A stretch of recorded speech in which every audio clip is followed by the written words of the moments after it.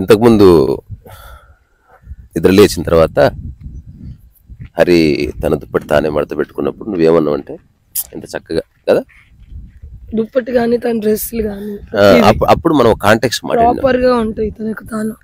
Dependency లేని జీవితం చాలా బాగుంటుంది. ప్రతి దాని మీద ఆధారపడ్డాం అనుకో అంత సమయం వృధా, అన్నిసార్లు నీ మైండ్ విభజించబడుతుంది. డిపెండెన్సీ లేదనుకో మనం అక్కడే ఉంటాం. ఇప్పుడు నా వీడియో నేనే రికార్డ్ చేస్తా, నేనే ఎడిటింగ్ చేస్తా, నేనే thumbnail చేస్తా. డిపెండెన్సీ లేదు. అదే ఇప్పుడు నాకు ఎంప్లాయీస్ ఉన్నారు, ఏమైందిరా ఎంతసేపు అయింది, వాట్ ఇస్ దిస్, నన్ను చాలా మంది అడిగారు అదిగా టాపిక్. నువ్వు అతను అన్ని చేస్తాడు, thumbnails ఇవి చాలా బాగా చేస్తారు, ఎవరితో చేపిస్తాడు ఆయన నన్ను అన్ని ఒక్కడే చేస్తాడని చెప్పిన నేను. ఏంటి ఒక్కడా అని అంటున్నారు అందరు.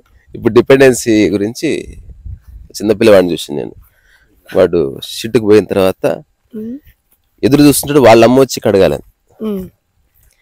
ఇంకా వాడి మానసిక స్థితి ఎట్లుంటుంది చెప్పు, మమ్మీ జల్దిరా మమ్మీ,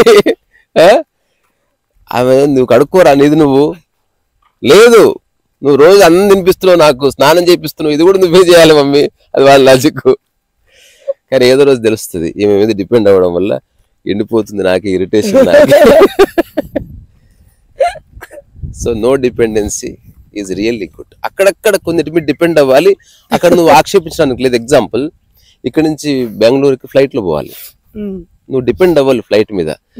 ద్వారా ఫ్లైట్ కానీ ఫ్లైట్ నడిపే వాళ్ళని సంస్థల మీద దాడి చేయకు, వాళ్ళకి సహాయం చేస్తున్నారు. ఎక్కడెక్కడ ఆధారపడుతున్నావు అక్కడ నోరు మూసుకొని పని చేసుకో, ఎక్కడెక్కడ నీ పని చేసుకుంటున్నావు నోరు మూసుకొని సమగ్రంగా చేసుకో.